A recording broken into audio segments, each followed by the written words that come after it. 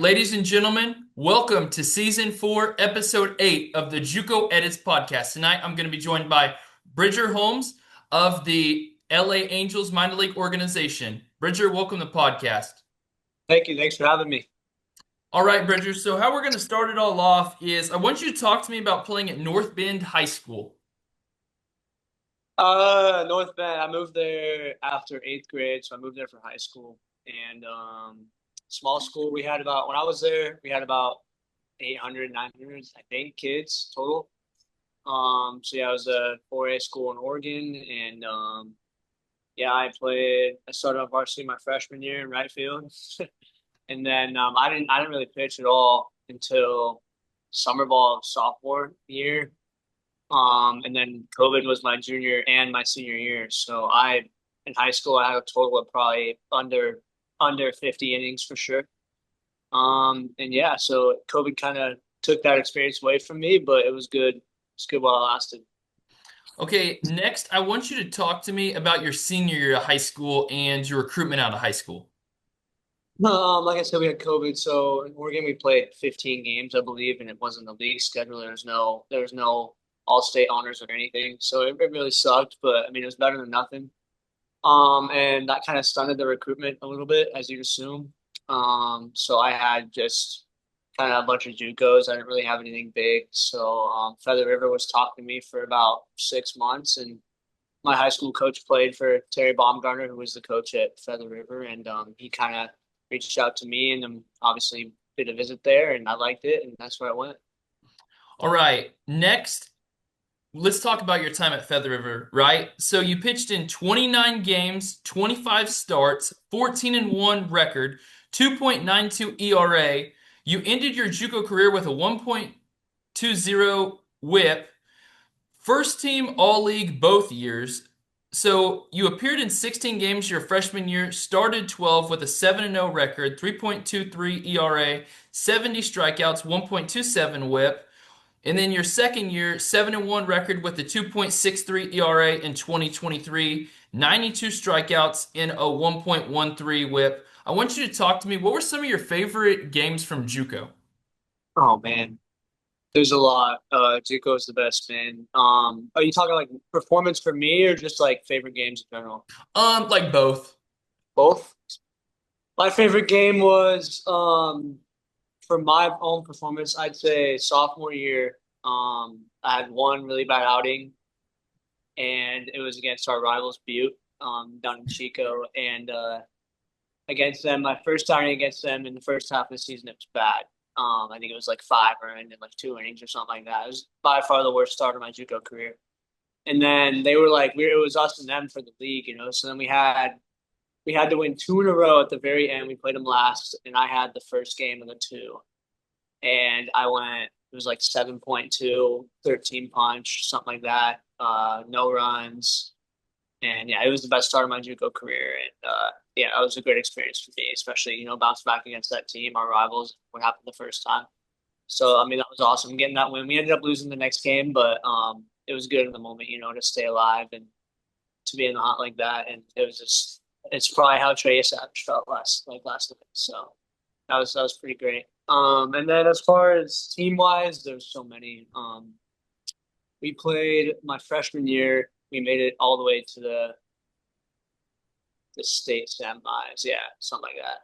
And we were playing the round before. We were playing Skyline College, and the game went. I think it was like 4.5 hour long game. There was two like really long delays. It was like one play was run on first. It was like one out, liner to right. Our right fielder dove, and then the ump initially said out. I can't remember exactly what happened, but then obviously the guy got picked off. But then they overturned it to saying it was safe, and then they had to figure out like if he was picked off or not. So I had to do like a whole delay for that. The umpires like left the field and like called in, and then that happened again. That happened twice. Can't remember why the second time happened. It was like a substitution issue, but the game went forever. It went to extras, and then we walked it off in the end to go to the state semi. So that was probably the best game that I remember there. But there was a ton of them, dude. I mean, there's nothing like that environment. Okay, next, I want you to take me back to your final JUCO game. What were your emotions like? knowing like, man, this is the final time I'm gonna put on this um, uniform for Feather River? Yeah, we were down in sophomore year. We were down at Reedley College down by Fresno, and I pitched the first game and we won it. I had a good outing, and then the next game we had to win to move on, and we didn't. And I remember it was just like it was. I mean, I wasn't happy, obviously, but like I had that next step planned out at least, but most of my teammates didn't, and those are my guys, a lot of them for 2 years, and that was the most emotional part, like saying goodbye to those guys. And I remember there was a little bit of happiness at the same time because then we knew we had a couple weeks off before we all left. We could do whatever we wanted, for those 2 weeks with no season. But obviously, super sad for the season to be over. And you never wanted to end like that in the first round. We had a really good squad that year. It just didn't work out. But yeah, like I said, like playing for 2 years with those guys and them being my teammates, and you're with the guys on and off the field, So it's not just like oh, you just play baseball with them, obviously. So yeah, super emotional. Okay, talk to me about your recruitment out of JUCO before you ultimately chose Oregon State. Um, my freshman year, obviously a good year, but my stuff wasn't really ready for D1 yet. I was like 85 to 88. Really, I got up like a couple outings to 90, but like it was mostly that. So it wasn't like crazy stuff yet. I had the good slider, but my arm slot was a lot higher back then, pretty standard slot. So it wasn't really any outliers. But then sophomore year, my velo jumped, and I went to the sophomore showcase. They called it. It was in Sacramento at Folsom Lake College, and I did pretty good there, and obviously had some scouts. I remember that was my first pro scout from the Royals. That was awesome just seeing that text. And then Kansas State was my first look. They had me come on a visit, and then Terry came up to me about a week later. He's like, "Hey, like, would you mind, if like, what would you think about like Oregon or Oregon State?" And I'm like I'm obviously from Oregon. My dad played at Oregon. Oregon State's obviously Oregon State. And I was like, "Yeah, like obviously." So they both reached out to me. At that point, I just shut off all the other recruitment because I was going to go to one of those two schools, and ended up being Oregon State after my visit. And yeah, that's how it worked out. So, do you recognize the logo on my hat? What's this? Is this K State? Yep. Are you a K State fan? Yeah. Oh, well, I go here. Oh, really? Oh, Yeah. oh yeah, Yep. it's a good school. Yeah, I'll always be grateful for that. I was gonna go on the visit. It's just like when Oregon and Oregon State calls, Yeah. like. But yeah, that was awesome. First school to talk to me. Okay, so Oregon State, your junior year, 1.93 ERA, 3-4 in 26 appearances with 47 strikeouts.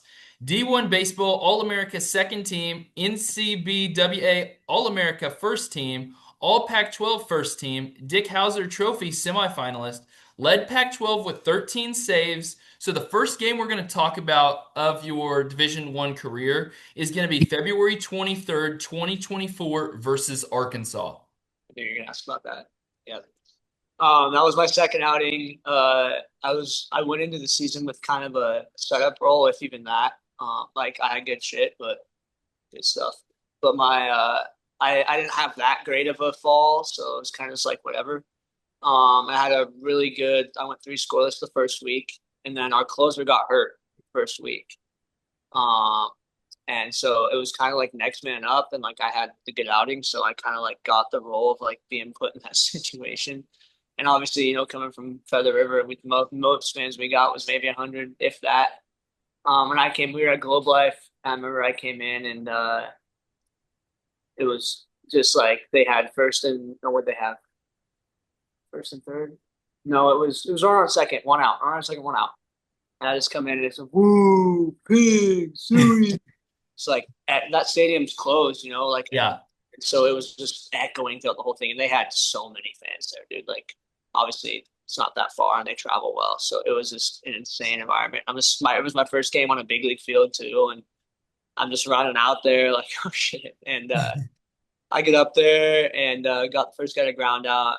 and then what was it? I think it was Peyton Holt came up, and I just threw him a fastball right down the middle, and he hit it off the wall. And then that was the loudest I've ever heard. Like stadium, it was actually that was a go ahead triple for them, and it was just insane.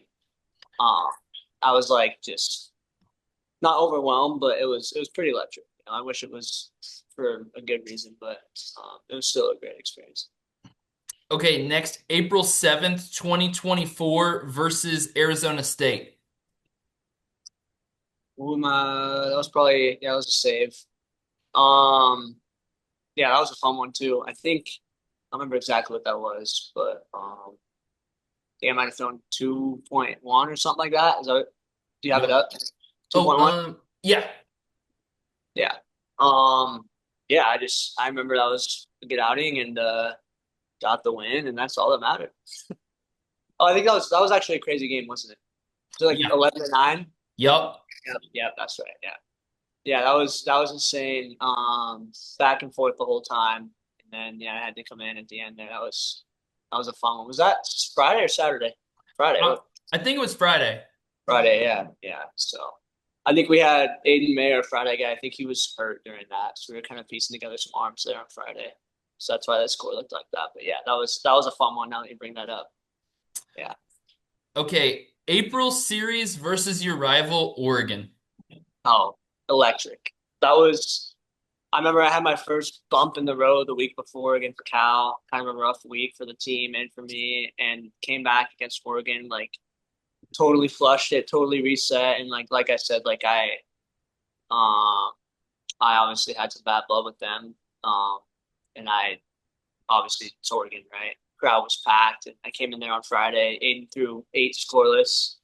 I think he had 14 strikeouts, and they checked that game. They checked him for sticky stuff, which was ridiculous. Yeah, in like the seventh, he was just shoving it like completely.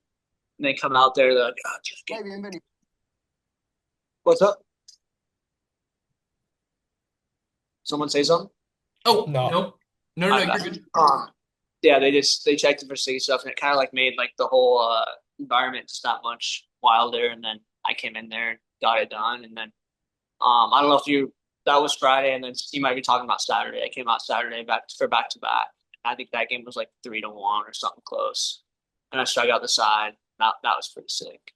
Struck out Bryce Betcher. So I like to talk about that one when I'm watching a football game with the guys. But yeah, that one was completely electric. I remember I had a pretty good celly after that too. So yeah, UCLA. UCLA. That was the only home run I gave up all year. That was a good one too. I think that was a long game, and then I came in. It was tied when I came in. I came in the eighth, I think, got out of it. Then we scored in the bottom of the eighth, and then we up one, and then I gave it up on a bases loaded hit batter, I think, and then we walked it off on a walk. I think it was like 11-10, right? Yeah. Yeah, walk off walk, Dallas Macias. Yeah, that was like I think that was our only walk off at home that year, and that was electric. That was super fun. Celebrating that. And, I think that might have been Saturday. We ended up sweeping them, but yeah, great series. Okay, then the Pac-12 tournament rolls around. I want you to talk to me a little bit about the Pac-12 tournament for you guys. That was fun. We had a chance to win the outright title in the regular season down in Arizona, down in Tucson, and we won. We blew them out the first two, and then lost the third on a walk off, but in Summerhill. And then we went right into the tournament. So we were in AZ, I think, for a couple weeks. And at the tournament, I think didn't we lose the first game? Yeah, we lost to Stanford the first game. I think it was who was the pitcher they had? They had somebody really nasty. I think he just got drafted. Um, Volchko, maybe. I don't remember. Anyway, he was good. They beat us, so we had to win the next day against ASU, and they threw Ben Jacobs, who got drafted this year, and it was a great game. And like we swept him in the regular season, so played him there. And then I came in the ninth and got it done. I remember I struck out my boy Isaiah Jackson, just drafted him. force to end it, and that ended their season. That game was bad too because Aiden was pitching again that game, and they had like their football team there because the tournament's like it was in Scottsdale, which is obviously right next to Tempe, and they had their whole football team there, and they were like shouting out like our players' girlfriends' names and stuff like that. Like it was pretty bad. It was Man. so getting that win was pretty electric. That was one of the most satisfying wins of the season for sure.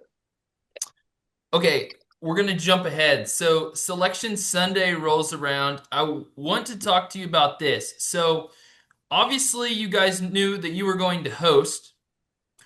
What were some of the teams that you thought you could have been potentially in your regional?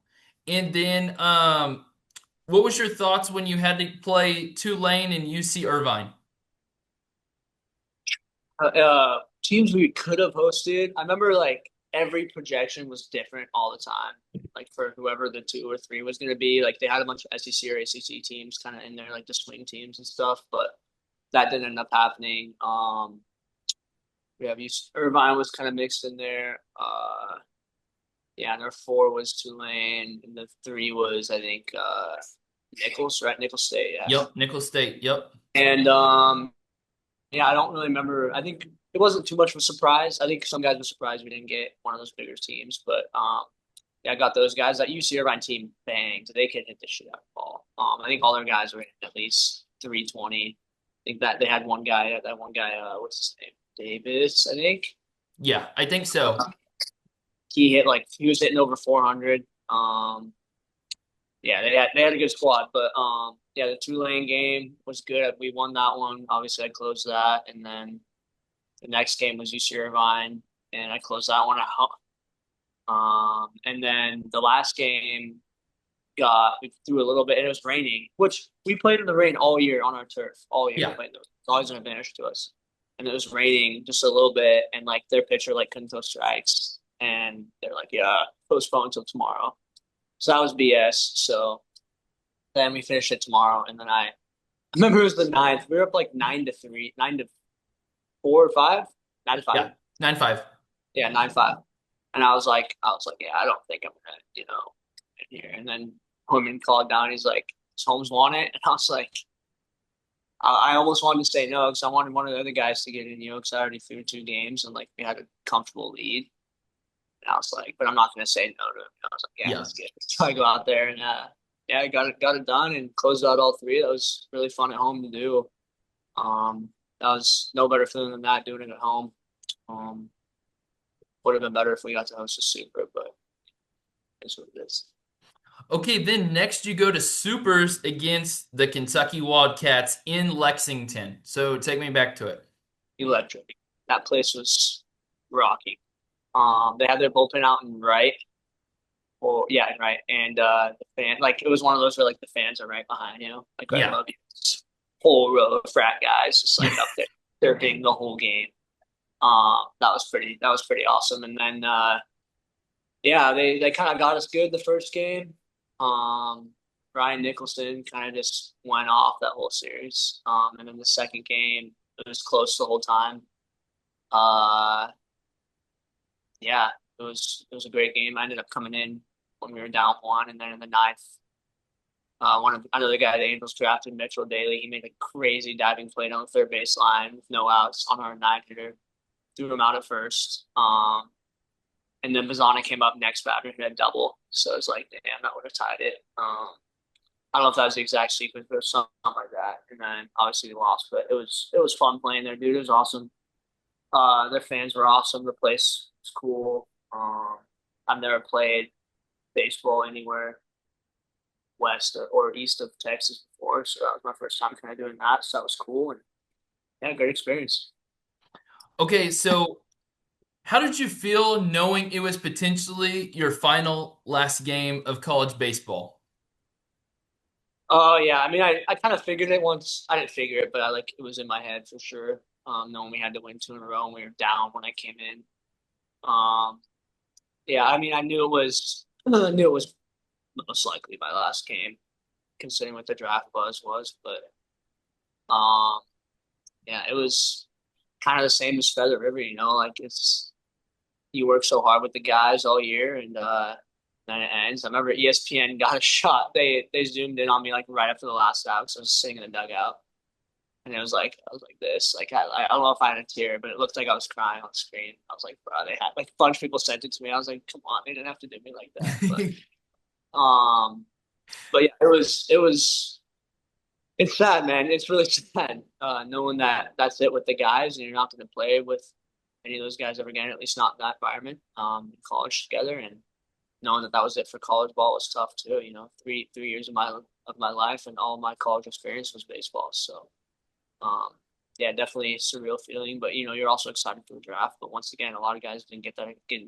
have that luxury, and just seeing the tears on their faces, and you know, everyone, it's unlike anything else for sure. Okay, so MLB Draft rolls around. What were some of the teams that you heard from before ultimately getting that call from the Angels? Kind of everybody, you know. You're like in the top 10 rounds, you know, I feel like every team kind of is has to talk to some extent. But I remember the Guardians were talking to me a lot. Um, Colorado, Mariners a little bit, but it none of that. I tell the guys now that ask me about like the draft process that are younger, I'm like, yeah, it doesn't matter. Like, so it's not like it's rare, but a lot of times, the majority of the time, you get drafted by a team that doesn't even talk to you that much. And that was my case. Like the Angels talked to me, but they weren't like, you know, head over heels at least in the draft process. And then, you know, they took me, and that's how it was. But it was super stressful, man. It's weird how the MLB draft works with the money savers and guys going in different places, and it's just everyone gets paid differently, so it's different than like the NFL or the NBA. So yeah, that was stressful. Just sitting there watching it the whole day was. I never want to do that again. That was it paid off obviously eventually, but just sitting there like call Yeah. here, call there, yeah, yeah, stressful. Okay, next, spring training. What about it? Just how it was? Yeah. It was fun. Um, it's kind of a grind. Some people hate it, but I didn't really mind it. I mean, Arizona, I think, is awesome. It's a great place to be, especially when it's not super hot, which it wasn't, obviously, in spring training. And it's like kind of your first taste of being around like big leaguers, you know. And that was kind of cool, you know. Like I backed up a big league game and did some of that stuff, and you see them around, and it's just like, damn, these guys are just like me, you know. It's just like whatever. But it's cool to meet those guys, and spring training as a whole, you know, it's they push you for sure. Um, you know, you're there with the whole org, you get to meet a bunch of guys, so that part's awesome. Uh, but yeah, I thought it was fun. Um, Kind of just getting ready for the year, and yeah, I learned a lot. You know, I think I might have pushed myself a little too hard during spring training. Kind of didn't really pace myself for the year, but you know, it's part of the learning process of your first year, so I'll know that this year. All right, so talk to me about playing in the minors. Uh, it's what you hear, man. I mean, it's a lot better now than some of the older guys have talked about. Now they have the new CBA from 2021, I believe.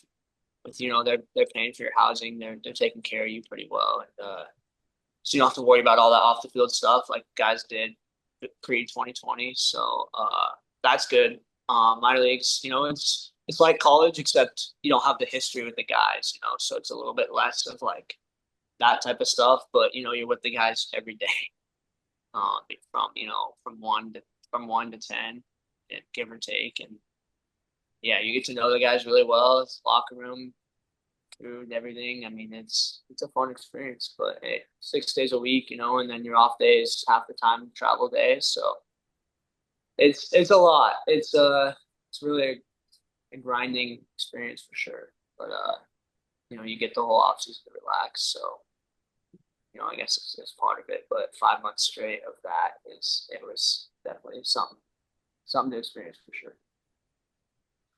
What are the lessons that you learned in your expectations going into 2026 with the Angels? I mean, I already said one of them, kind of pacing myself more.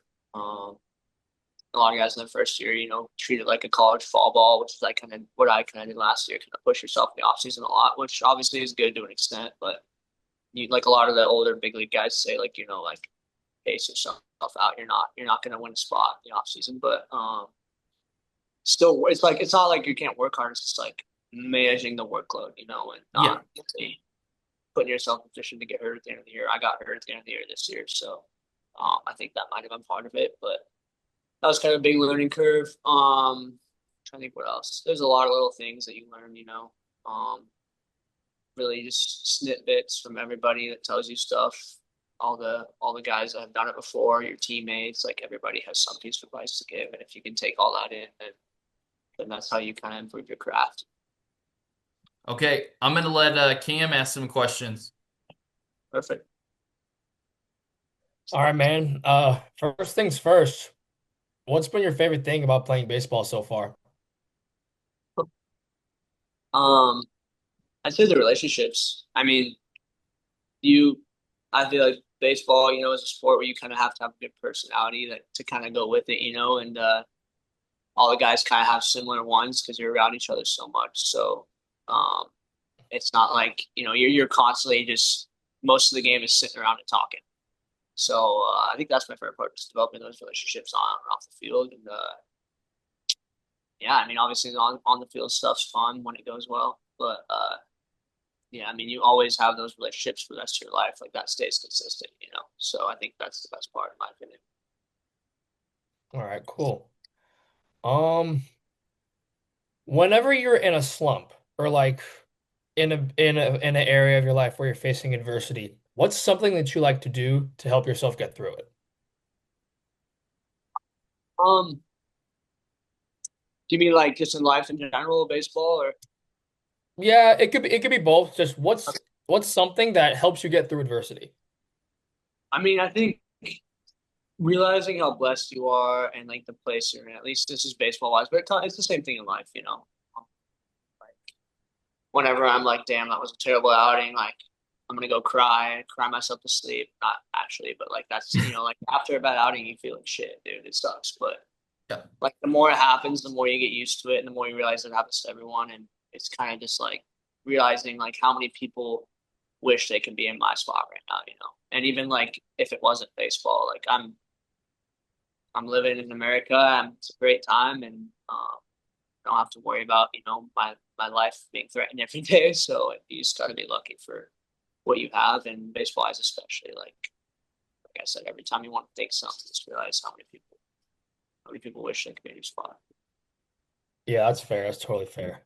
Um, when you were in JUCO, did you ever have any like JUCO bus ride stories that you'd like to tell? I don't know if any of them are appropriate for the meeting right now, but man, playing Mafia was always great. I'm sure you guys have heard that before. Great game to play on the bus. Yeah, when you have those long JUCO bus rides, dude, like we'd go to Redwoods, which was on the north coast of Cali. It was like 8 hour bus ride, something crazy like that. It's fun, man. And you're in the back, like guys are loud. There's a bunch of games being played, stories being told. Um, it's always it's always a great time. I mean, someone falls asleep, shake its foot in their mouth, stuff like that. So, um, yeah, it's awesome. Those bus rides are awesome. You got to do something to make Awesome. time pass. Yeah, that's fair. Just one second. Marks, it says in the corner that there's 8 minutes left in the call. Yeah, I'm trying to figure that out. What we might do is like we can keep going, but once it ends, we'll just edit the videos together. We'll just Hmm. do two different ones. Okay. I think Okay. it I think it only lets you do like a certain amount of time. Oh, okay. I've been like I remember teachers back in the day would struggle with, so it's probably Okay. what it is.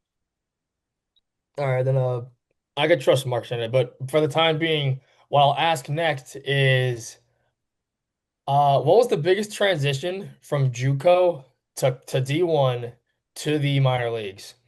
It's a good question.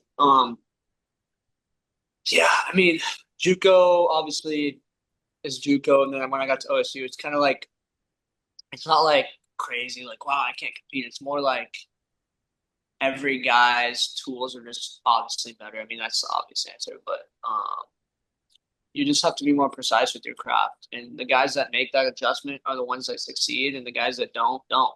That's kind of what I realized. For me, I came in kind of like coming from a small town, I kind of fanboyed it a little bit in the beginning. Like, damn, like I'm around Basana, like all these guys. Like, wow, this is awesome.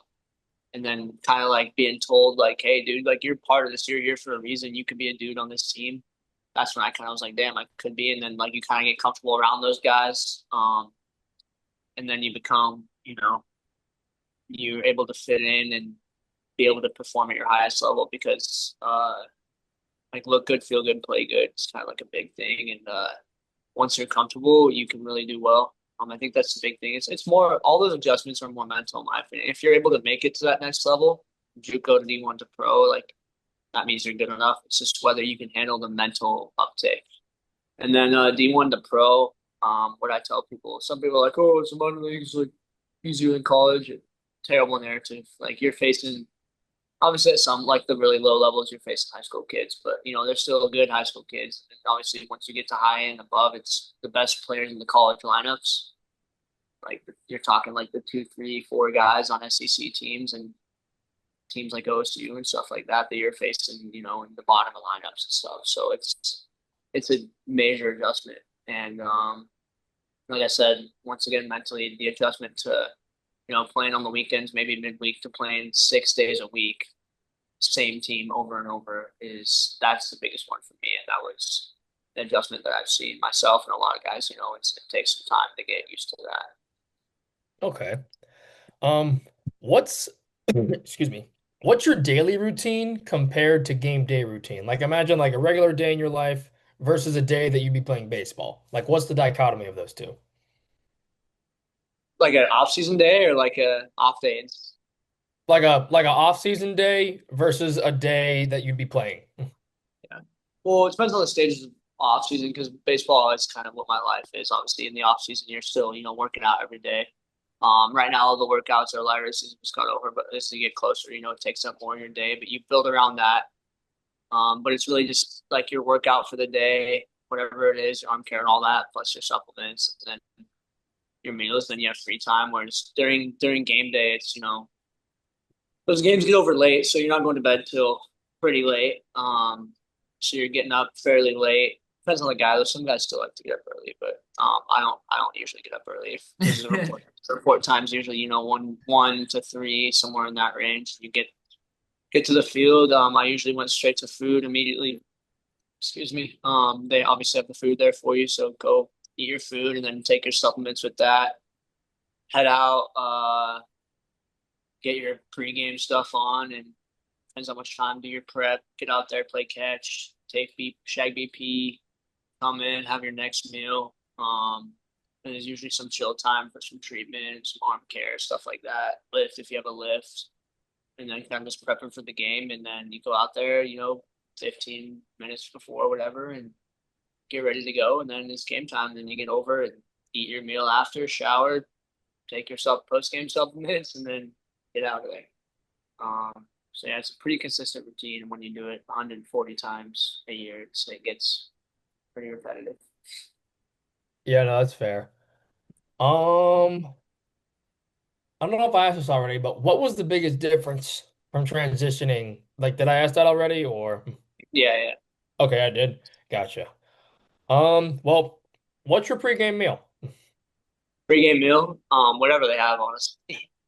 Uh, my favorite one pre-game. I don't usually really eat that much pre-game, to be honest, because I don't want too much in my stomach. But they have like this cheesy chicken stuff from Applebee's, I think it is sometimes. I really like that one. That was pretty good. They always have Chipotle, stuff like that. But I do like to make a protein shake for the game. And I taught a lot of the Latin guys how to do that. They were asking about that, so that was kind of fun to do. But yeah, a good protein shake with protein powder, yogurt, milk, and banana, maybe peanut butter, maybe some fruit, depending on the day. So that's probably consistent for me at least 4 times a week. All right, now you said banana peanut butter. I'm like, you're a smart man. So, all right. Well, what made you get into baseball initially?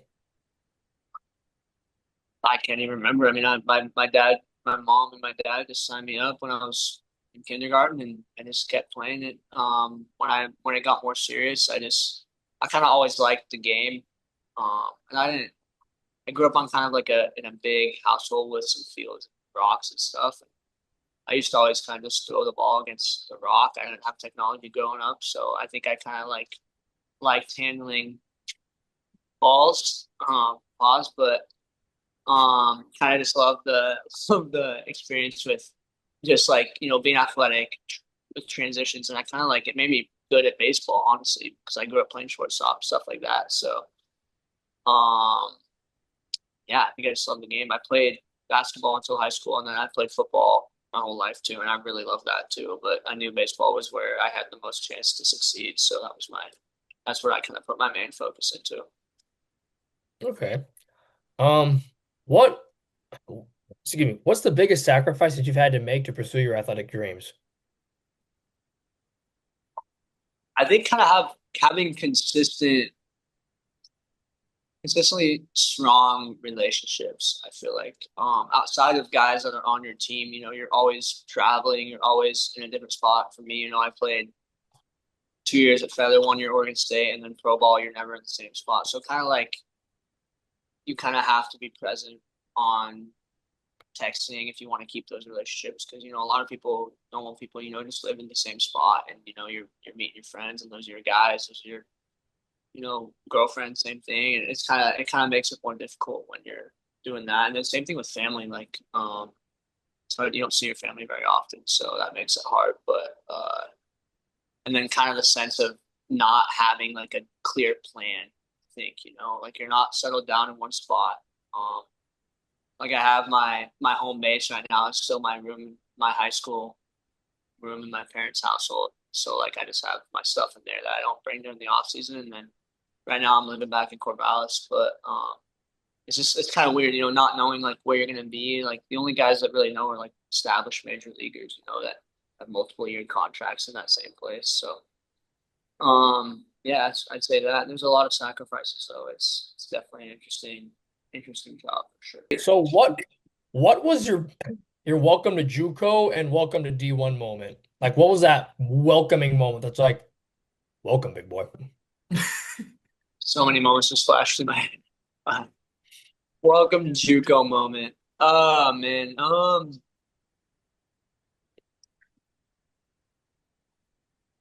know if I have a welcome on the field. I'm trying to think. Uh oh yeah, okay. I actually went to JUCO as a two-way. Okay. Oh, Yeah. okay.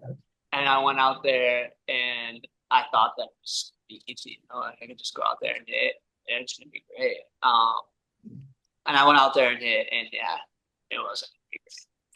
Yeah. I obviously could pitch, but yeah, the hitting thing kind of went away quick. But I can still Gotcha. swing it decent. I swing it in the cages here sometimes at OSU, so I still hit for fun. But yeah, we had a good squad that year. We had a lot of older guys, so there's some good bats. And yeah, I wasn't gonna be one of them. So that was kind of my welcome moment. I was like, damn, like these guys are good. Like shit.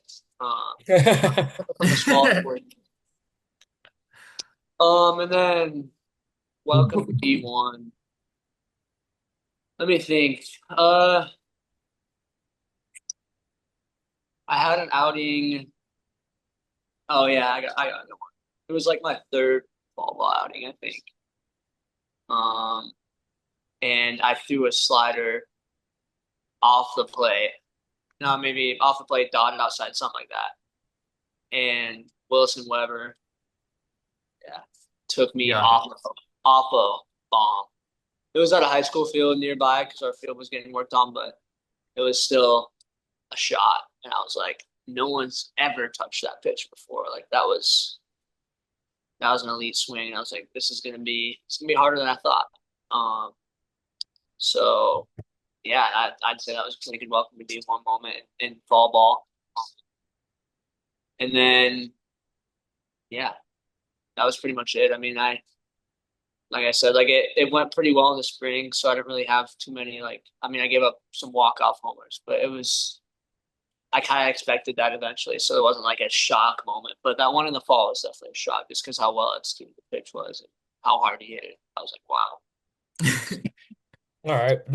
I mean, At least you had a welcome in a moment, so it was like, good on you. There's definitely some off the field ones too that are funny, but that's on good. So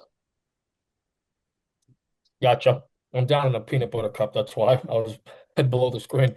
But yeah, so we're gonna talk. We're gonna talk about some concepts now. The first concept is one of the most questionable things in all of college athletics and honestly athletics in general. NIL. What are your thoughts on NIL? um I was for it. I mean, it's kind of as an athlete, you want it to get paid. I was for it before it came out, and I still am. I just think it needs a little bit of regulation. That's all. And I'd say that's only a thing in football. I think in the other sports it's good, but in football it kind of gets out of hand. Yeah.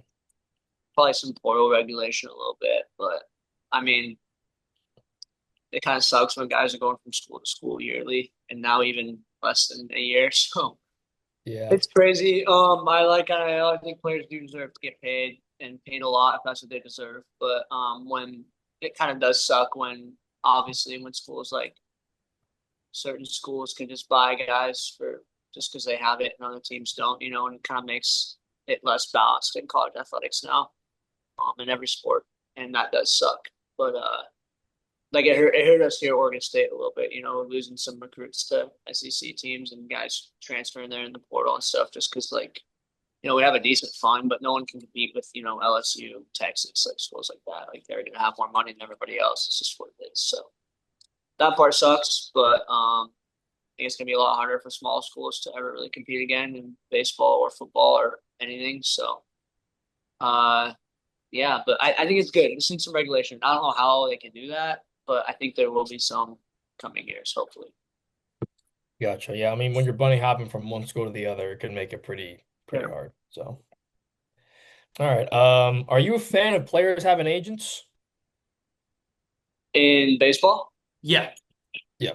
yeah, I think so. I think an agent, like it's such a like just like any business, like owners try to save so much money, so as they should, I guess, it's their business. But guys, like the agents know how to navigate that stuff and they that's their job. So I think like especially a guy like me, like I had no idea what I was getting myself into, like throughout the draft process and stuff like that. So I think when, and having an agent is something that can totally help you with that. And they don't take too much, so it depends on the guy, but most don't. But as far as if you guys are talking like college agents, I don't know about that. Like I didn't like from transferring schools and stuff. I think that sucks. That just making it way too much for business. But like I said, I didn't have one like that, and I didn't go through that, so I can't really comment on it. But I think in pro sports and when you're getting drafted, I think it's really beneficial. Gotcha. And with your NIL question, you kind of answered the transfer portal question as well. So from that, I want to ask, what are your thoughts on the pitch clock? Are you a fan of it? Are you not a fan of it? What do you think? I'm a big fan of it. I think, you guys saw, if you guys have been paying attention, the viewership's been gone up a lot this year, especially in the playoffs.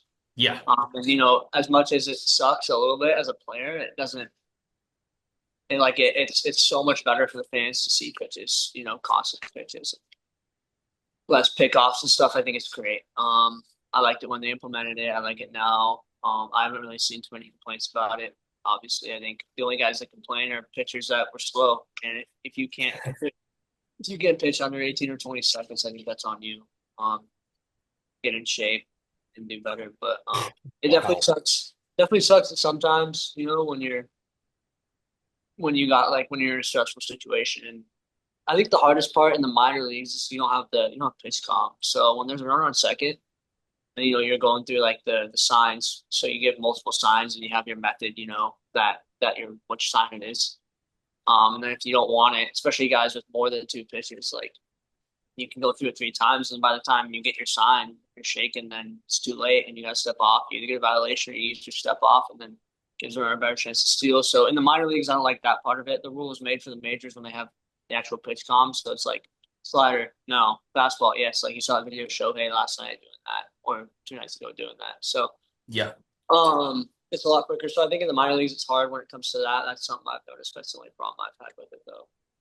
If you're in a big spot, bases loaded or something, you can always just step off once. I've done that a few times, but usually you don't use all three. And if you do, they're stealing. So it's good for the game. It creates more offense. As much as I don't want to say it as a pitcher, like it's better for the game, better for the fans, better for the viewership. So I like it. Yeah. And Okay. you know what's even crazier though? So you think about this. If we never had the pitch clock, just think of that 18 inning game with the Dodgers and the Blue Jays. It would have Yeah. been 5 a.m. when we Yeah. got done.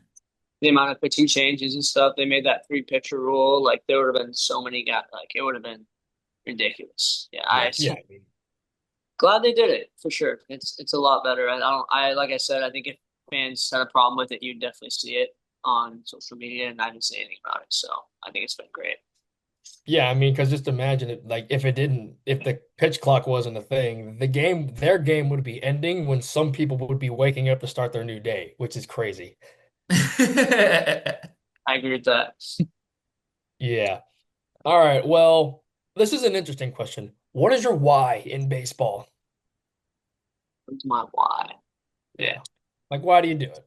Why? I think I do it for, it's something that I've always been good at. And once again, I mean, why would I not want to do something that so many people would want to do, And for me, it's, to create a life for myself, just like why someone else gets a job in business. Like this is my life. This is how I'm going to support my family and do all that. So I'd say that's my main why.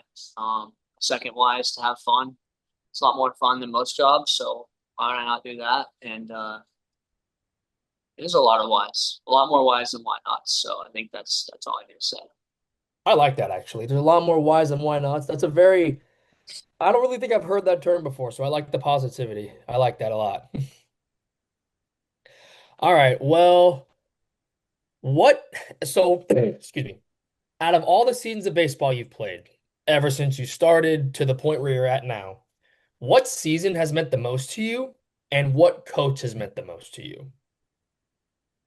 I don't want to throw any coaches under the bus here, but man, season wise, which season has meant the most? Probably my Oregon State season, just because we were so good, and we had number one overall draft pick on our team. We had I think 10 guys that played pro ball that year, and then a total at least 20 that had that did play or will play. So that team was really good. The culture we had here, the environment here, like that was definitely, and I had a really prominent role. So that was probably my most important baseball season for sure. And I was playing, to get drafted to make my career. So that was, I think, easily my biggest season. And then most coach wise, all my coaches have had a big impact. I still talk to my high school coach a lot. He's a great guy. He's had a big impact on me, especially when I was coming up as just a kid, with obviously everyone has their issues with maturity as a kid. So, when you get through high school, you got to have a coach that can handle that. Terry at Feather River, he was great and helped me get recruited. But I'd say Dorman or Mitch here for sure. I think he's the best coach I've ever had. He's a great guy, strong faith. He just always preaches the right stuff when he needs to. And then Dor, same thing. He really helped me with the mental side of pitching and becoming who I was and being a lockdown closer when I was here. So he was big in that. Yeah, and then it's harder to get closer to pro ball coaches, because there's so much shifting. But all those guys. Yeah. All right. Wait, I gotta ask this question, Cam. So, Yeah, for sure. Bridger, you brought it up. You playing with the number one overall pick. What was it like playing with Travis Bazana? It was awesome, man. That guy knows so much about baseball. It's actually insane. I brighten this down a little bit. He he he's a funny personality too. He's got the Australian accent, which makes it better. But he analyzes everything like so mathematically, and he's like almost too smart for his own good. He'll come in and when he gets out and just like spit out 30, 35 words in 5 seconds about why that went the way it did. It's pretty cool to hear. I learned a lot just listening to him, about the game, about everything. And I mean, I saw the guy, we were throwing our winter bullpens and he was watching people pitch and he's like, The guy would throw one, he'd be like, "Oh, that was 15 for 12 horizontal," and it would be like within one every time. He had like five precision. Oh, I was like, man, like I think he could be a pitching coach at the D1 level. He's obviously a hitter, so yeah, learned a lot from him. And it was electric watching that runner up Golden Spikes. That was outstanding. Not something you get to see very often. So, and I was at a draft party too. That was super Yeah. cool. MLB Network guys there and stuff. That was awesome. Nice. Well, this will be my last question. What what advice do you have for high school baseball players, JUCO, D1 players, like from where you were at one point to the people that are playing in that position now? What advice do you have to give for the younger baseball players? It depends on the age for sure. And I work with some high school guys and younger college guys that I know from my hometown. But I think the biggest thing is kind of just keep pushing. Like it's easy when you love the game. Like it's easy in high school. I love the game. Everyone loves the game is if you're good at it. And like it's easy to be like, yeah, this is what I want with baseball. But as you get higher up college, it gets, school gets involved. You're maturing, your coaches get more strict, like everything gets harder, and that kind of like people lose the drive, and then pro ball especially, you kind of lose like a lot of that drive. So I think it's kind of like when it's easy, especially when you're doing good. And when you're doing bad, like it's so easy to just like want to give up or want to just like do something easier. Go do something that isn't in the eye of the media. But Yeah. you got to just keep pushing. And as far as the younger guys, just say like work hard. Like when I when I think about it, it's like I'm gonna play this game as long as I can, and only a small amount of people make the big leagues that are even in pro ball. So like I'm gonna do everything I can on and off the field, while I can do it to give me the best chance at that. And that thing goes back to high school and college. I have, when the baseball career is over, I mean, at the very max, you'll play until you're 40, unless you're like Justin Yeah. Verlander or something like that. But at the very max, I mean, most guys are probably gonna be done when they're in their low 30s or a lot younger than that, in the reality of it. And majority of guys are done after college or high school. So it's like, why would you, save the partying, save the doesn't mean you can't do it at all, but like save like Yeah. the binge partying, the binge drinking, like all that. You could do that when you're in your 40s, sitting on the couch watching football with the guys. Like save it for that. I Hmm. tell guys, give it your all while you can, um, while you're in the moment. While you have a chance to do something special. Because why would you not? You don't want to look back and say, "Damn, I could have done more." Dude, It's, that was put pretty perfectly. I mean, yeah, I feel like a lot of people our age, kind of mess around too much, and it's kind of stereotypical in this generation. But the way I see it, and you put it perfectly, just save all that jargon for later. Just focus on your grind. Because yeah, listen, if you don't care about something now, you're not going to care about it in the future, which 100%. means you're not going to care about it at all. So Like I just said, sorry. no, I'm just saying it was. I just think that it's really insightful what you said. Yeah. And like I said, it's good to have like a little bit mixed in there. Like if you win a big series and you want to go out with guys, totally fine. It's just like some guys, I've seen guys that I played with take it too far, you know, get into smoking too much or drinking too much, and then you can see the on field performance like take effect. So I think Yeah. that's No, I completely agree. Well, do you have any questions for me or Marks? I don't. I mean, I guess I got one. I'm at 6% now, so probably gonna wrap it up soon. But how'd you guys get into doing the podcast and stuff? Yeah, so I went to JUCO for 3 years. I worked with football, basketball, and baseball. Where'd you And go? wait, what? Where'd you go? Oh, Coffeyville Community College in Kansas. Sweet. Yep. So I went there for 3 years, and I started off interviewing like multiple JUCO players, and then I thought like maybe I could take this to the next level, and then that's when I did when I started interviewing like D1 college athletes that went JUCO. So the people like some of the main reasons why I do my podcast is for number one, like for high school players considering JUCO guys trying to get mentorship to try to make it to Division One, or Division One guys trying to make it to the minor leagues like you have. Yeah. Sweet. Yeah, it's awesome. It's cool you guys have the big platform now and stuff. It's awesome. Thank you. Yeah, for sure. I mean, I started off in a JUCO in Jacksonville, FSCJ, which stands for Florida State College of Jacksonville. I met Marks through Instagram because at the time that I met him, he was running an Oklahoma football page, and I'm running a college football page. So by that, we had mutual, Yeah, cool. commonalities. So we met through that. We started talking. We started live streaming too, and then after a while, during the summer, actually you asked me to be one of your co-hosts, and I was like, yeah. And then we got into things, or I made my debut the 11th episode of season 3 when we interviewed the women's volleyball coach of Kansas State, and then from that we just kept piling up, and well, here we are. Sweet. Yep. That's awesome. It's awesome. Yeah. Great job. Yeah, thanks, man. And thank you so much for taking the time to join us tonight. It's Of the course. first time we've done a Zoom, so it was a little unorthodox, but we loved it and we appreciate your time and we wish you the best of luck in your future. Thank you. Appreciate it. Thank you guys for having me. Most definitely, Bridger. Thank you so much for coming on tonight, man. We look forward to watching your career and go ball out next year. Thank you. Appreciate it, guys. No All right. problem. See you around. Have a good one. You too. That was season 4, episode 8 of the Juco Editz podcast with Los Angeles Angels minor league pitcher Bridger Holmes. Ladies and gentlemen, thank you for tuning in. This has been Juco Editz, Cam Chirilla, signing out. So long, everybody.